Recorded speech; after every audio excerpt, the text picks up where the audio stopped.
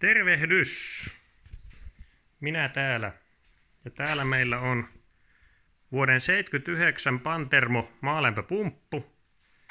Ja siinä samalta iältä 500-litrainen vesivaraaja, jossa on ylhäällä käyttövesikierukka. Ja alhaalla, uskokaa tai älkää, niin aurinkolämmityskierukka.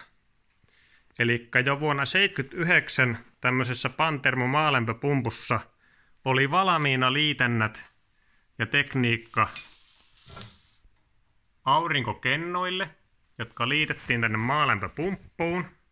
Ja ne aurinkokennot pysty lämmittämään, elvyttämään joko maalämmön keruupiiriä, tässä tapauksessa on 400-metrinen maapiiri tuolla pellossa haudattuna, tai sitten tuolla on venttiilit välissä, mikä sitten voi kääntää niin, että aurinkokennot lämmittää tosiaan joko maapiiriä taikka erillistä varaajaa, joka nyt on tässä.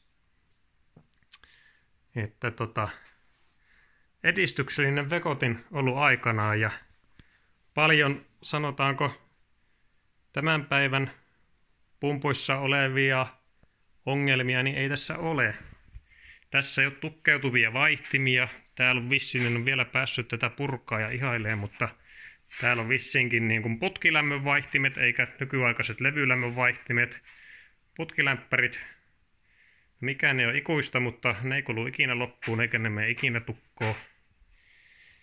Ja automatiikka on varsin yksinkertainen. Pääkatkaisija, patteripiirin meno ja paluulämmöt on tosiaan jopa maapiirin meno ja paluulämmöt ja ohjaus. Yksi sulake ja talvi- ja kesäasento. Se on niin kuin voi painaa nappia ja sanoa kiitos ja näkemiin ja ei tarvitse sen jälkeen miettiä, onko joku bitti koneessa poikittain, kun ei sellaisia ole. Tämmönen projekti tosiaan. Tilalle tänne tulee CTC:n tämmönen varaajaton maalämpöpumppu ja sille kaveriksi tuon varaajan korvaa Thermaxin 7,5-100-litrainen hybridivaraaja. Että semmoista. Ei muuta kuin heipparalla.